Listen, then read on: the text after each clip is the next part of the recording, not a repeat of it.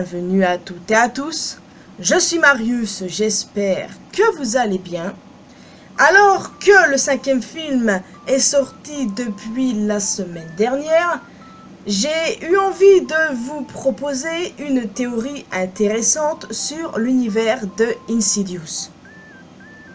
Initialement, cette théorie n'est pas de moi, mais si j'ai décidé d'en parler, c'est parce que déjà, elle est intéressante et en plus, elle est pertinente. Et pour le coup, j'ai un tantinet envie d'y croire.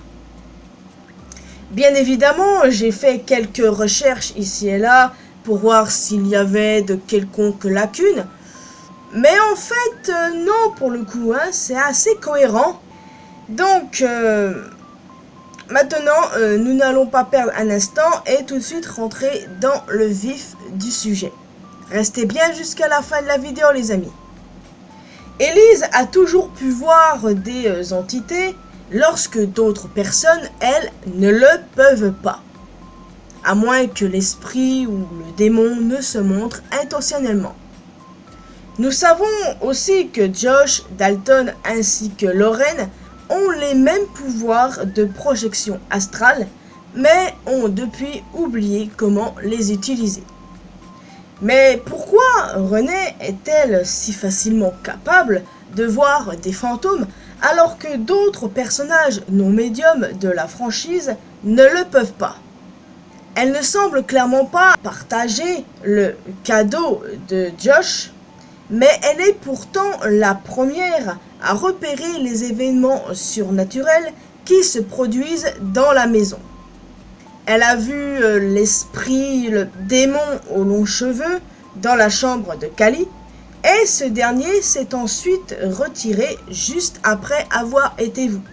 Peut-être qu'il ne s'attendait pas à ce qu'elle puisse le voir, c'est pourquoi il se tenait là sans rien faire. Et cela explique également pourquoi il la cible elle spécifiquement plus tard. Peu de temps après, elle commence également à voir le garçon fantôme dans la nouvelle maison. Dans cette série, il semble que les esprits soient en fait des collections de souvenirs et des sentiments d'une personne. C'est pourquoi plusieurs versions d'esprits peuvent exister dans l'autre à la fois, mais toujours liées.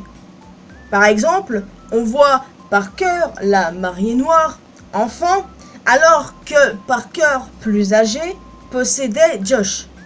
C'est pourquoi vaincre la partie traumatique de Parker était suffisant pour expulser sa version âgée du corps de Josh.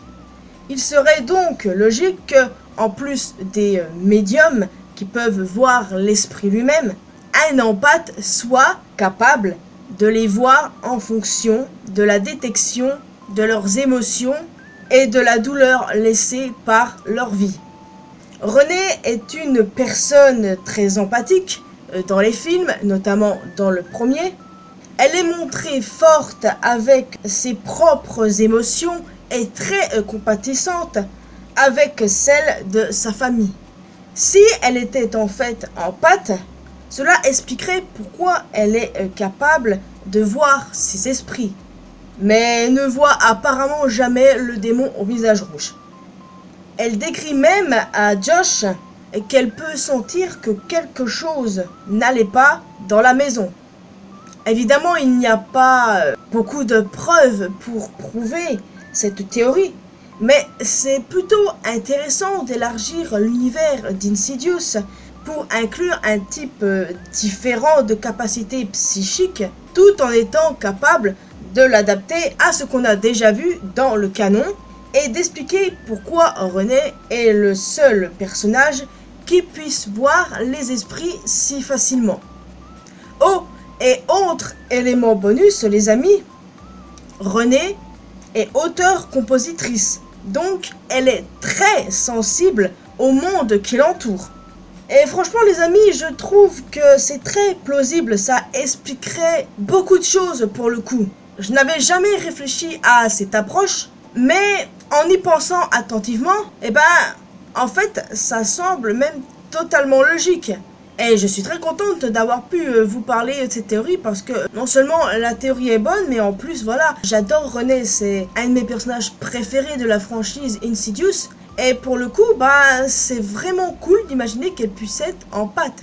Être en pâte, c'est être très empathique. Enfin, je vous invite à faire des recherches sur le sujet, c'est intéressant et en fait, ce serait pas étonnant et ça serait l'explication de pourquoi René est capable de voir si facilement les fantômes. Et voilà, en fait, ça expliquerait pas mal de choses. Bon, par contre, vu que le 5e film est sorti, dites-moi si cette théorie a été débunk ou éventuellement confirmée. Sans spoiler évidemment parce que je n'ai toujours pas vu à l'heure actuelle le film. Je compte le faire mais pour le moment je ne l'ai pas vu. Donc sans spoil, dites-moi juste si ça a été débunk ou bien confirmé. Ou bien s'il n'y a rien eu, que la théorie est toujours plausible mais qu'en soi il n'y a eu ni confirmation ni débunkage. Donc voilà. N'hésitez pas à juste me dire ça, mais franchement les amis, juste vraiment évitez les spoils, parce que je déteste ça et j'ai envie de découvrir le film par moi-même quand je le regarderai.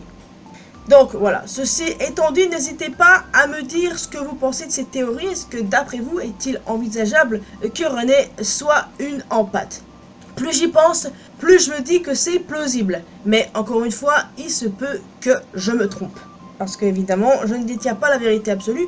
Et j'ai décidé de vous parler de cette théorie parce que je la jugeais intéressante et pertinente. Sinon, je vous en aurais pas parlé. Quoique si, parfois c'est ce que je fais, parler de théories qui sont pas du tout logiques pour la débunk. J'aime bien faire des débunkages de théories moi. Et d'ailleurs, j'en ferai une vendredi. Mais bon, ça, c'est sujet pour vendredi. En tout cas les amis, il est temps pour moi de vous laisser ici. J'espère que vous avez tout de même apprécié cette vidéo. N'hésitez pas à laisser un commentaire évidemment en me donnant vos avis sur cette théorie, si vous avez une autre idée.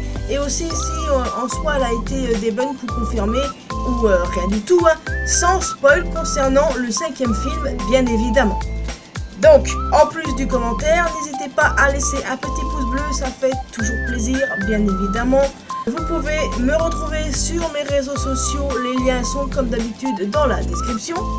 Et surtout, le plus important, abonnez-vous à cette chaîne ainsi qu'à ma chaîne secondaire pour qu'on puisse se retrouver dans une prochaine vidéo. Bye bye!